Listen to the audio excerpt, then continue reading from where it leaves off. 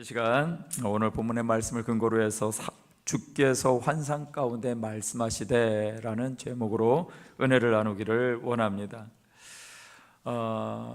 전에 조용기 목사님께서 해외 집회를 많이 다니시면서 한 가지 놀란 일이 있었다라고 말씀하신 적이 있었습니다. 그것이 무엇이냐면 이 서구 사람들은 왜 풍요롭게 사는가라는 것이었습니다. 서구 사람들이 그렇게 풍요롭게 살아가는 것, 왜 똑같은 시대를 살아왔는데 어느 나라는 그렇게 열악하고 어느 나라는 그렇게 넉넉하게 사는가라는 것이죠. 그래서 그것을 이상하게 여기고 또 봤더니 그 나라는 그렇게 우리보다 머리가 좋은 나라도 아니고 서구의 나라든 토질이 우리나라보다 더 좋은 것도 아니고 지하 자원이 넉넉해서 뭔가 잘 살 수 있을 만한 근거도 없는데 이상하게 잘 살더라라는 것이죠. 그래서 조 목사님이 왜 그럴까 궁금해 하다가 어느 시골 마을을 가게 됐답니다. 서구에 있는 어느 시골 마을을 차로 타고 지나가면서 깨닫게 됐답니다. 그것은 이 서구 사람들은 누구를 불문하고요, 모든 집들이 교회를 중심으로 지어졌다라는 것을 발견한 것입니다. 집의 구조와 창문들이요 다 교회를 향하고 있었답니다. 그리고 문만 열면 교회가 보이는데 지어졌다고 말씀하고 있었습니다. 길을 내는데도 언제나 교회를 중심으로 길을 냈다고. 그래서 그들이 복받는 비결이 바로 여기에 있다고 무릎을 탁 치면서 그렇게 말씀하신 적이 있다고 합니다. 제가 이 말씀을 드리는 것은 물질적인 복을 받았다라는 것을 얘기하는 것이 아니라 복의 근원이 무엇인가를 생각하자라는 것입니다. 그것은 바로 하나님의 말씀이 분명한 교회가 중심이 되는 것이라는 것이죠. 인간이 사는 방식은요, 하나님을 경외하며 살아가는 것입니다. 사람이 사는 방식은 바로 하나님을 찾는 것입니다. 하나님을 경외하며 살아가는 것이고, 그렇게 하나님을 경외하는 사람을 그리스도인 성도라고 말하고 있는 것이죠. 그렇게 그 성도들이 모인 곳이 무엇인가요? 바로 교회인 것입니다. 그만큼 교회가 세워진다라는 것은요, 영혼과 범사에 유익이 있는 줄 믿습니다. 자, 오늘 본문의 말씀으로 돌아가서 아덴을 떠나서요 고린도에 도착한 사도 바울 일행이 아마 사도 바울이 생각했을 것입니다. 왜 아덴에서는 하나님의 교회가 세워지지 않았을까? 하나님의 교회가 세워지지 않았을까? 왜? 자기가 가장 탁월한 지혜를 가지고 복음을 전한다고 했는데도 불구하고 그곳에 교회가 세워지지 않았습니다. 사도 바울은 아덴 사역에 미미했던 이유들에 대해서 곰곰이 생각했을 것입니다. 그리고 고린도에 와서 그 원인을 깨닫고 자신의 문제를 직시했을 것입니다. 왜냐하면 고린도에 와가지고 고린도에 많은 사람들이 주께로 돌아온 일이 벌어졌기 때문입니다. 자, 60주년을 기념하는 이 시즌을 보내면서요, 오늘 본문이 믿음의 길을 걸어가는 우리 교회와 성도님들에게 말씀하시는 하나님의 음성이 있게 되시길 주의 이름으로 축원드립니다. 그 하나님의 말씀 가운데 능력 있는 신앙생활을 하게 되시는 저와 여러분 되시기를 주의 이름으로 축원드립니다. 첫 번째는요, 하나님의 말씀에 붙잡히라라는 것입니다. 따라해 보겠습니다. 시작. 하나님의 말씀에 붙잡히라. 할렐루야. 이 말씀대로 이루어지시길 주의 이름으로 축원드립니다. 사도 바울이 고린도에 도착하면서요, 사역자들이 하나 둘 합류하게 됩니다. 로마에서 온 아굴라와 브리스길라 부부, 그리고 마게도니아에 있었던 실라와 디모다가 고린도에 와서 사도 바울을 도우며 함께 사역을 합니다. 그렇게 사도 바울 일행은요, 연합하여 고린도 교회가 든든히 세워지는데 기반을 마련하게 되지요. 자, 그런데 이렇게 연합한 자들이 한 것이 무엇인가라는 것입니다. 그것을 사도행전 18장 5절에 말씀하고 있습니다. 함께 이 말씀을 한번 읽어볼까요? 시작. 실라와 디모데가 마게도니아로부터 내려오매 바울이 하나님의 말씀에 붙잡혀 유대인들에게 예수는 그리스도라 밝히 증언하니. 할렐루야. 사도 바울과 그 일행들이 한 것이 무엇입니까? 예수는 그리스도다라고 말하고 있는 것이죠. 그것을 우리는 무엇이라고 표현합니까? 복음을 전했다라고 얘기를 하는 것이죠. 여러분, 복음이 무엇입니까? 복된 소식이잖아요. 복된 소식은 무엇일까요? 내 어떤 소원 성취되어지는 것이 복된 소식 중에 하나일 수는 있습니다. 그러나 참된 복된 소식은 죄인 된 우리를 건져주시기 위해서 예수님이 십자가에 못 박혀서 나 대신에 죽으시고 나를 위해서 부활하셨다라는 사실을 믿는 것이 복음인 줄 믿습니다. 저와 여러분들의 죄와 절망의 삶을 담당하신 분이 유일하게 누구다? 예수님이시다.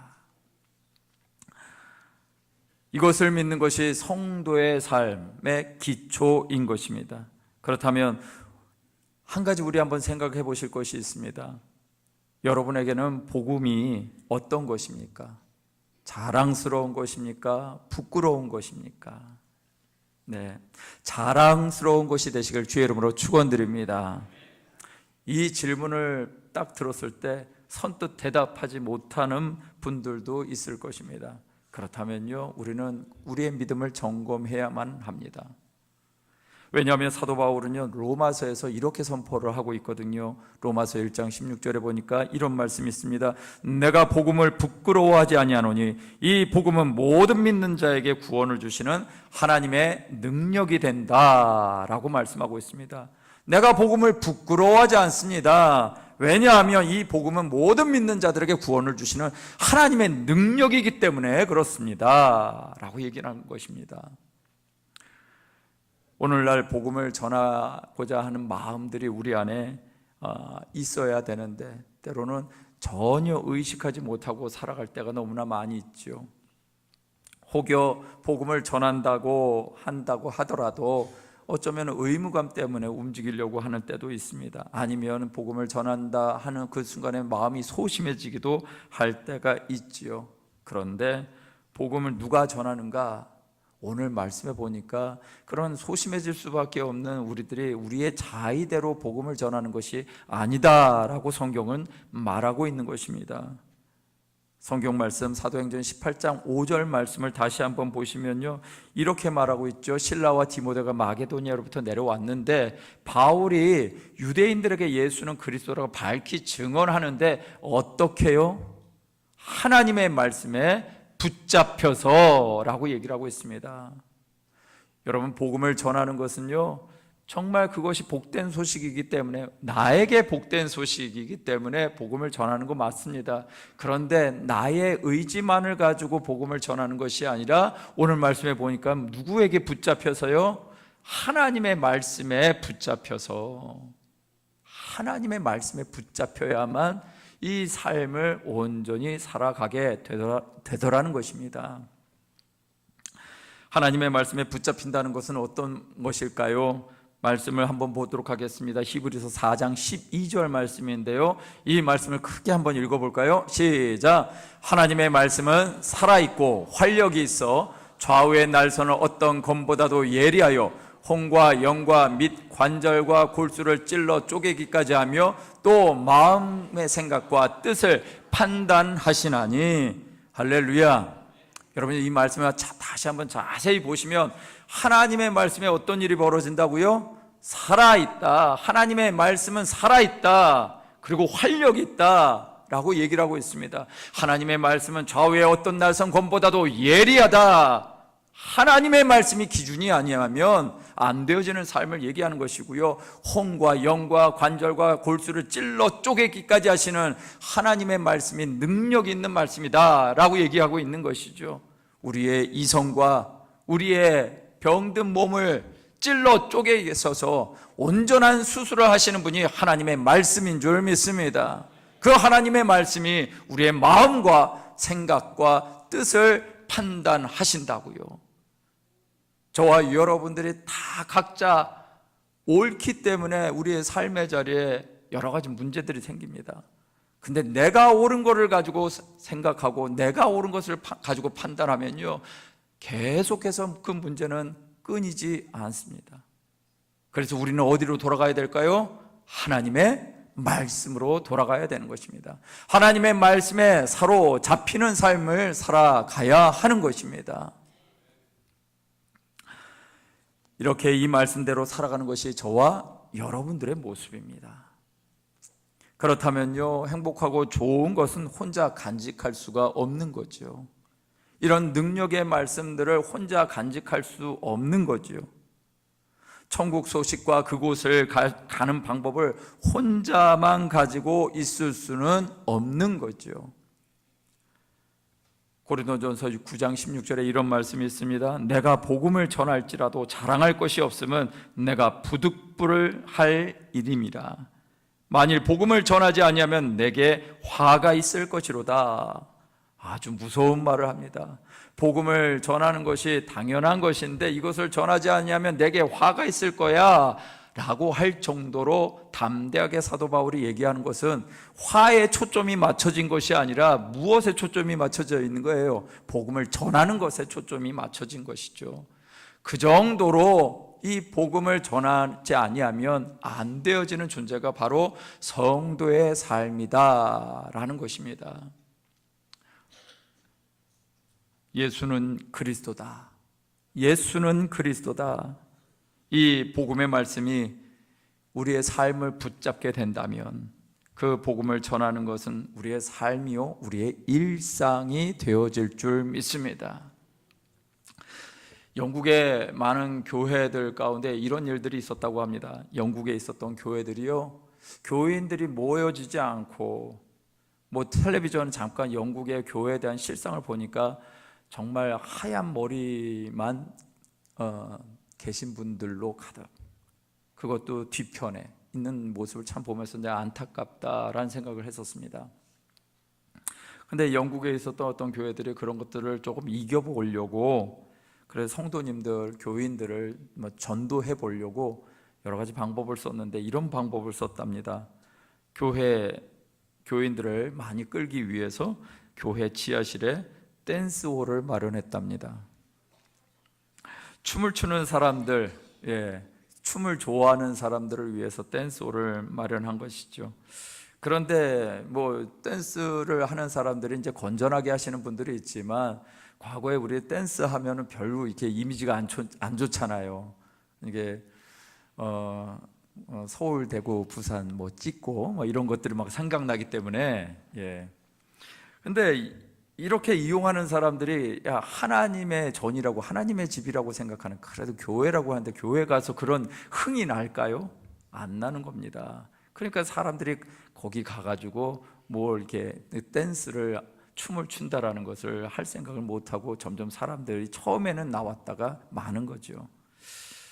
그러다가 보니까 안 되겠다, 사람들이 뭘 좋아할까 해서 보니까 놀이를 좋아하더라.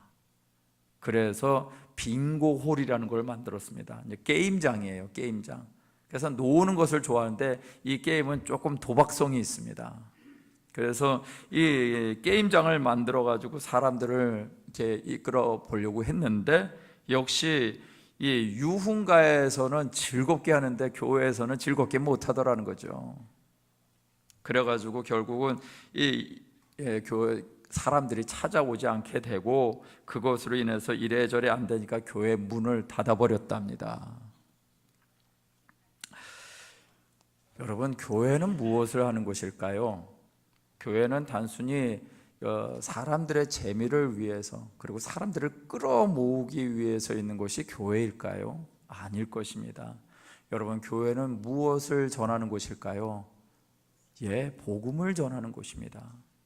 교회는 사람들을 즐겁게 하는 장소가 아니고요, 그것은 그 중에 하나일 뿐입니다.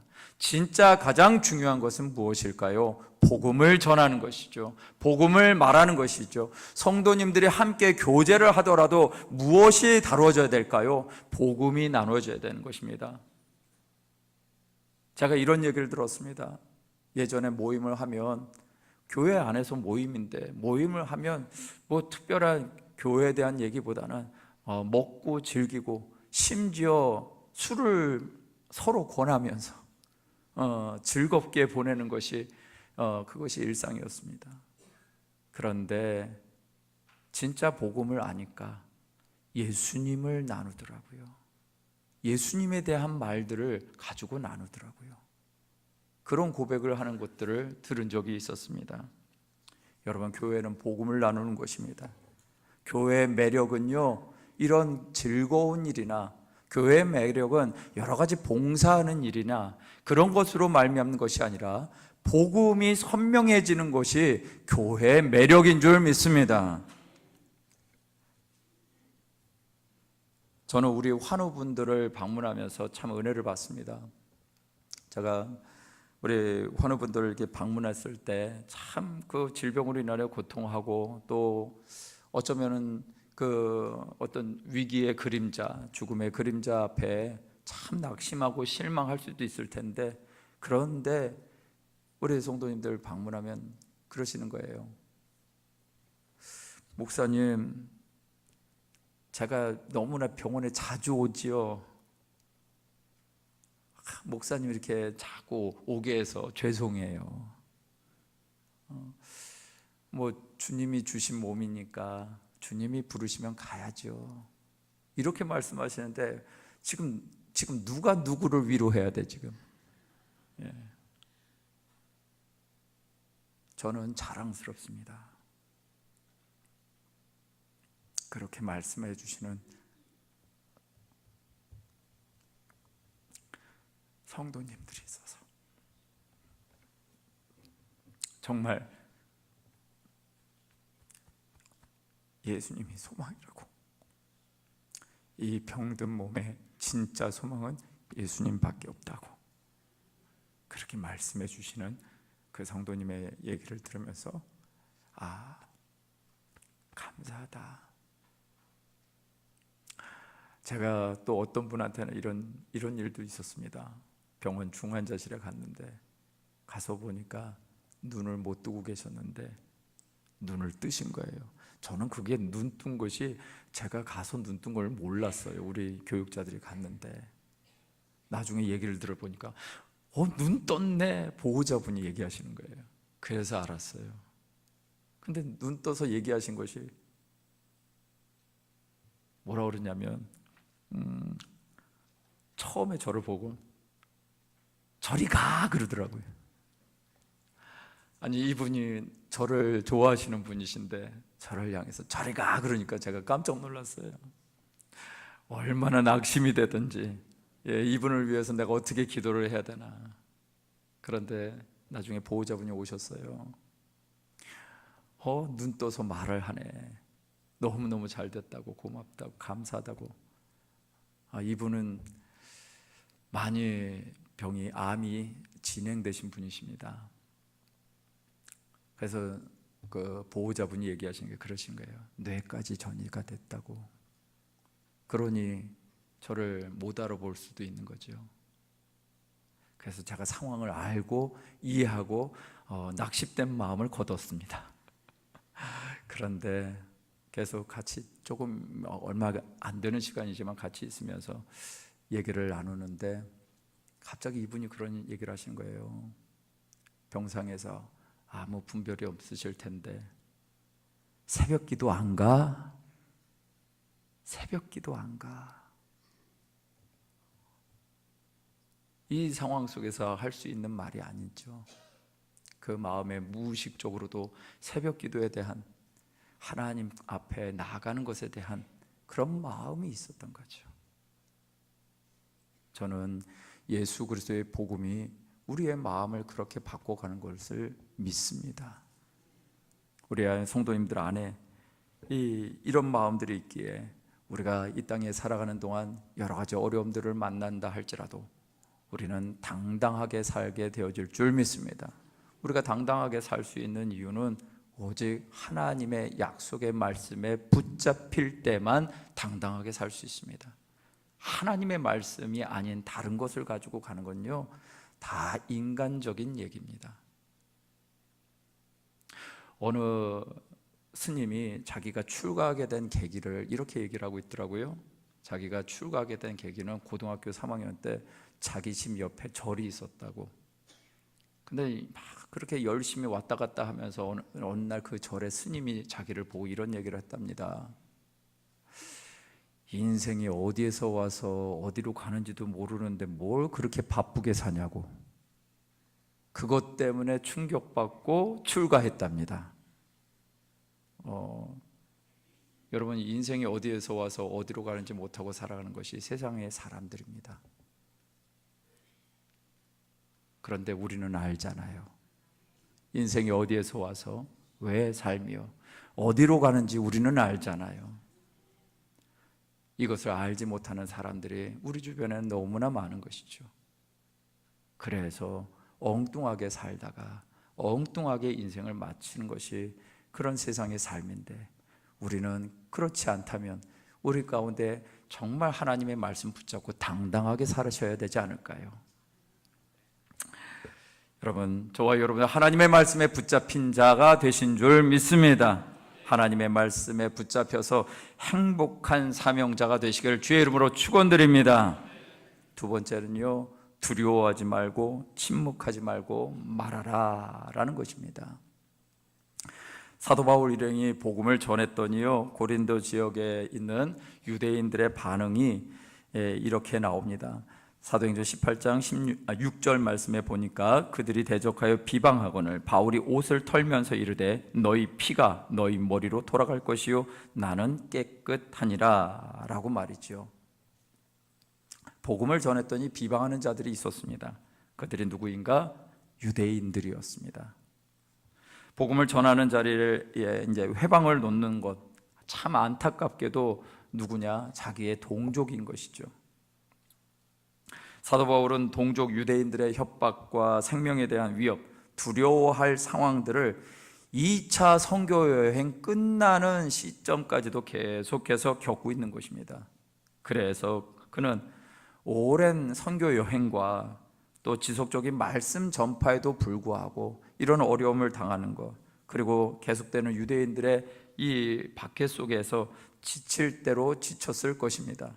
그런데 이런 낙심천만한 상황에서 반전이 일어나는 말씀이 바로 사도행전 18장 9절 말씀인 것이죠. 이 말씀 우리 함께 읽어볼까요? 시작. 밤에 주께서 환상 가운데 바울에게 말씀하시되 두려워하지 말며 침묵하지 말고 말하라. 할렐루야. 누가 지금 말씀하시는 것입니까? 하나님이요, 우리 주님이요, 우리 주님이 말씀하고 계시는 것입니다. 주님이 환상 가운데 나타나셨습니다. 이 악하고 음란한 세대의 가치 앞에서, 그리고 높아지고자 하는 바벨탑 사상이 최고의 가치가 되어지고 있는 이 세상 속에서 물질 지상주의에 따라 이 상대적 박탈감에 위축될 수밖에 없는 이 세상 속에서 세상의 가치를 이기게 하는 것이 무엇인가 봤더니 하나님의 말씀이요 예수님의 격려더라라는 것입니다. 저와 여러분들이 예수님의 격려를 받게 되시길 주의 이름으로 축원드립니다. 저는 우리 주의 종들을 정말 하나님이 쓰시는 주의 종들이라고 저는 믿습니다. 우리 주의 종들이 특히 이제 교회 학교 아이들을 위해서 전도를 합니다. 대은 초등학교 가가지고 우리 전도사님들, 교회 학교 담당하시는 이제 저학년 초등학교 이하 전도사님들이 그렇게 전도를 하시거든요. 그런데 전도할 때 이런 일이 있었습니다. 아이들 이제 전도해서 아이들 안에 그래도 관심 있어 하는 아이들이 있어서 이게 교회를 나가보려고 했는데, 전도 아이에게 그렇게 관심 있어 하는 아이가 이제 집에를 갔나 봅니다. 그리고 나서 전도하는 현장에 전화가 왔습니다. 이렇게 얘기하는 것이죠. 다시는 우리 아이들 만날 생각도 말고 전화도 하지 말고 한 번만 그렇게 전화하면 경찰서에 신고할 거다. 우리 전도사님의 표현은 이런 얘기를 해요. 이런 일이 한두 번이 아니니까 그냥 괜찮아, 그렇게 생각하면서 넘겼답니다. 그런데 어떤 분이 전화를 해서 이렇게 얘기를 했답니다. 전도사가 할 게 없어서 아이들을 꼬시냐? 전도사니까 전도하지. 예. 전도사가 할 게 없어서 아이들을 꼬시냐? 그런데 그 말을 한 사람이 교회를 다녔던 사람이에요.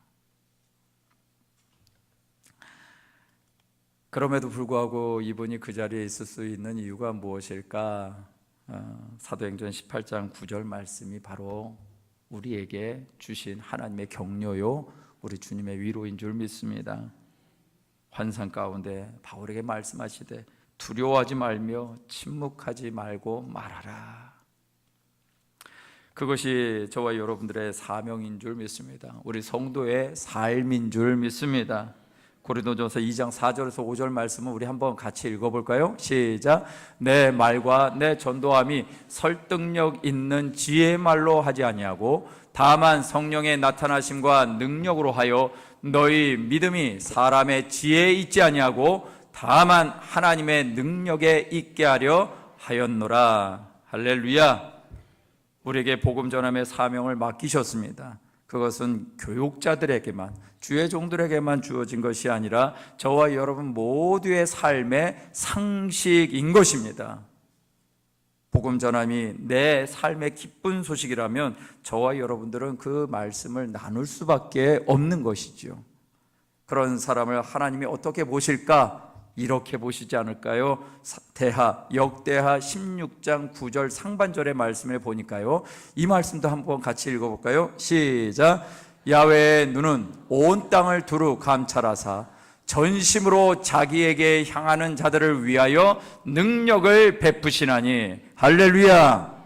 예, 하나님이 온 땅을 두루 감찰하시며 전심으로 자기에게 향하는 자들을 위하여 능력을 베푸실 준비를 하고 계신다라는 것입니다. 오늘 우리 모든 성도님들, 우리 순복음교회 교우들은 바로 이런 삶의 주인공이 되시길 주의 이름으로 축원드립니다. 본문 말씀처럼 환상과 주의 음성을 듣게 하시고 주님이 말씀하신 대로 말하라고 하시는 주님의 음성을 따라서 진짜 능력 있는 당당한 신앙생활 하시는 저와 여러분 되시기를 주의 이름으로 축원드립니다. 말씀을 마무리합니다. 이 땅에서 예수님을 믿는 자로 산다는 것이 쉽지 않은 시대가 되어가고 있습니다. 심지어 제가 뉴스를 보니까 이제는 결혼식이 아니라 비혼식이라는 것을 한답니다. 무슨 얘기인지 아시겠죠? 나 이제 결혼식 안 해.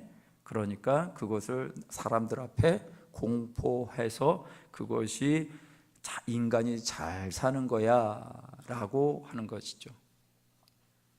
하나님의 길과 하나님이 우리를 만들어주신 길과 어그러져서 가고 있는 것이 정답인 것처럼 말하고 있고, 성경적인 관점을 가지고 살아가는 것을 비정상이라고 생각하는 그런 시대에 저와 여러분들이 살고 있습니다.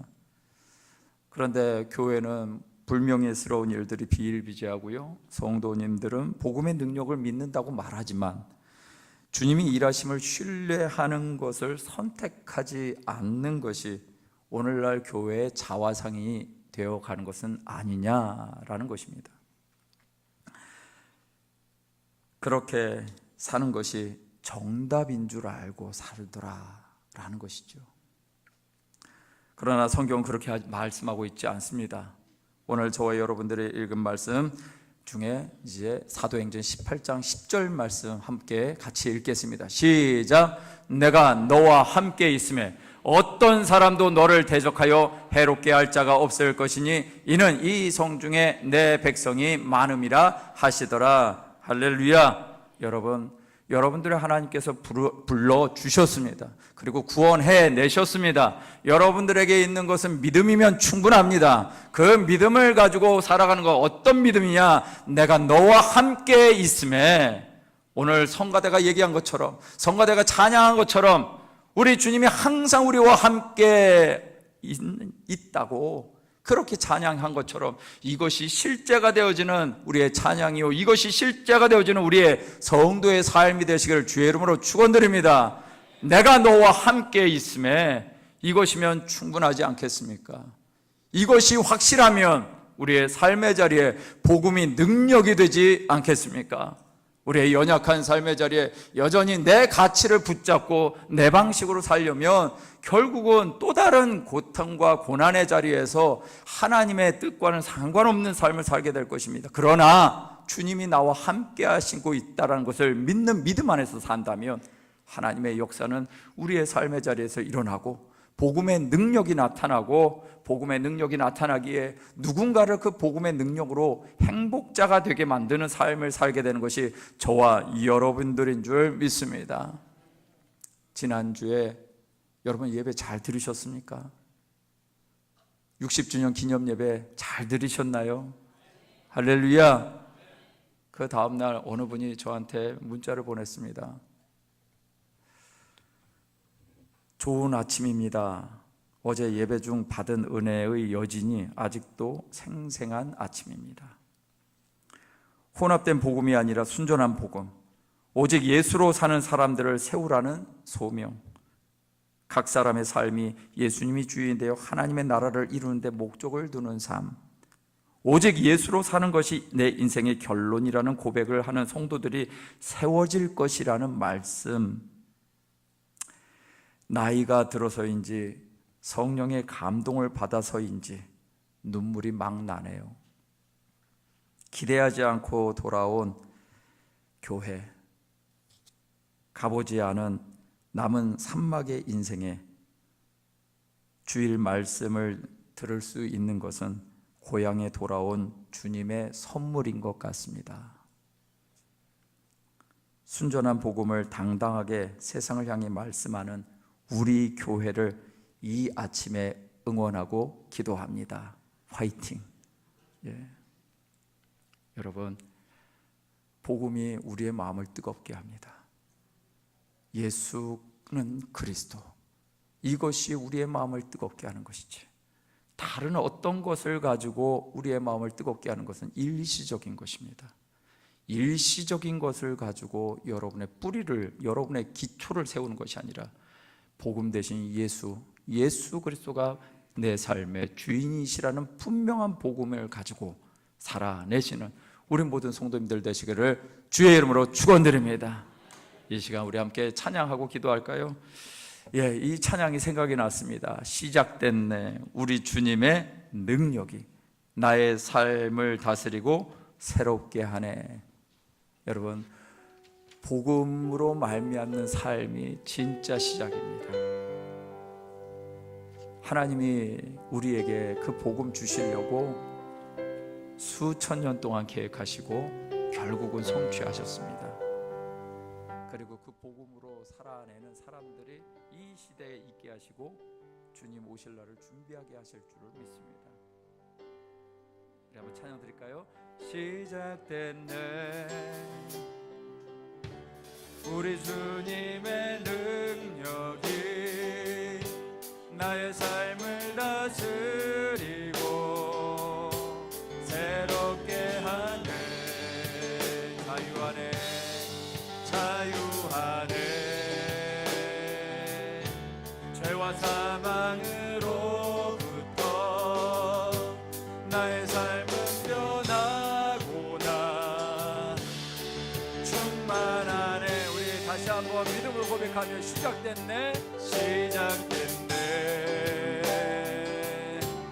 우리 주님의 능력이 나의 삶을 다스리고 새롭게 하네. 자유하네, 자유하네. 죄와 사망으로부터 나의 삶은 변하구나. 충만하네. 은혜로다, 은혜로다. 주의 은혜, 주의 은혜. 한량없는, 한량없는 주의 은혜, 주의 은혜. 은혜로다. 주의 은혜, 변함없는,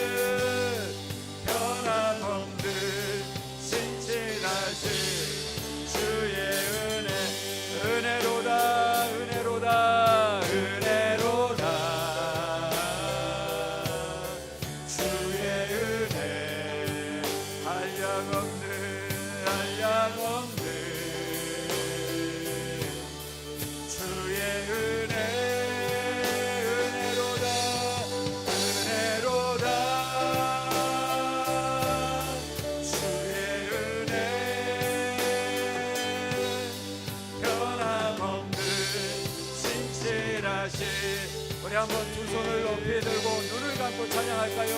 은혜로다 은혜로다 주의 은혜 주의 은혜 한량없는 주의 은혜 주의 은혜 은혜로다 은혜로다 주의 은혜 주의 은혜 변함없는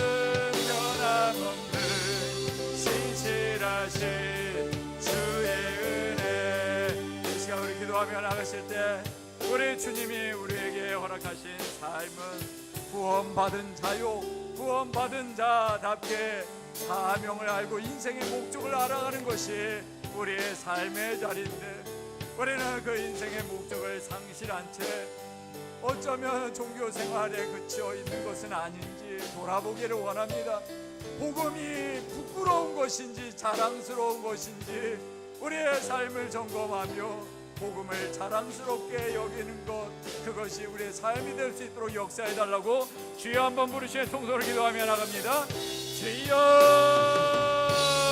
주여 살아계신 하나님 살아계신 하나님 사도 바울의 행적을 통해서 보여지는 그 삶의 자리 정말 하나님의 나라가 이 땅 가운데 이루어지기를 원해서 하나님의 교회를 세워주셨습니다.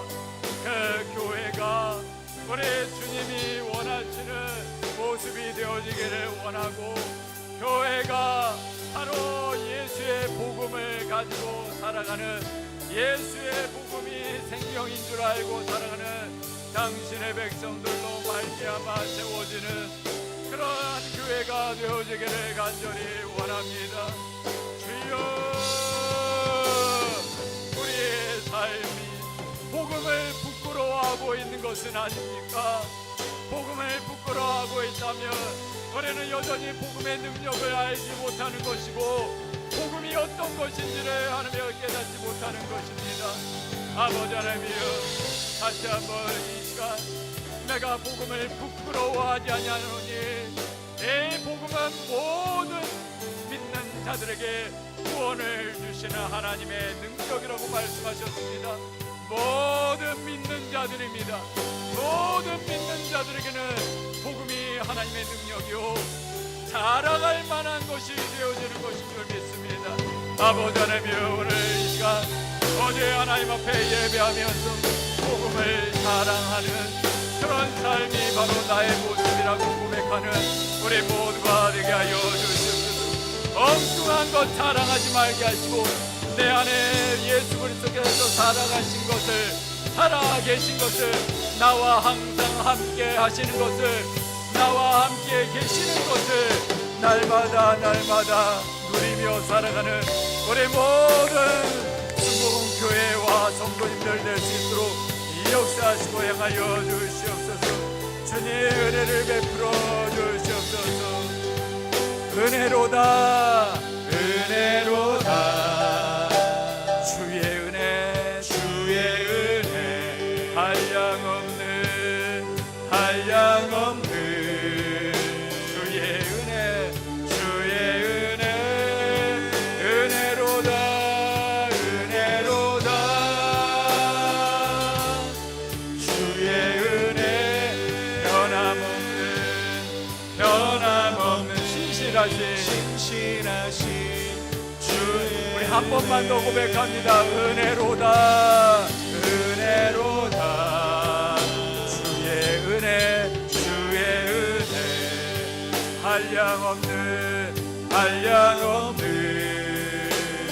주의 은혜 은혜로다 주의 은혜 변함없는 신실하신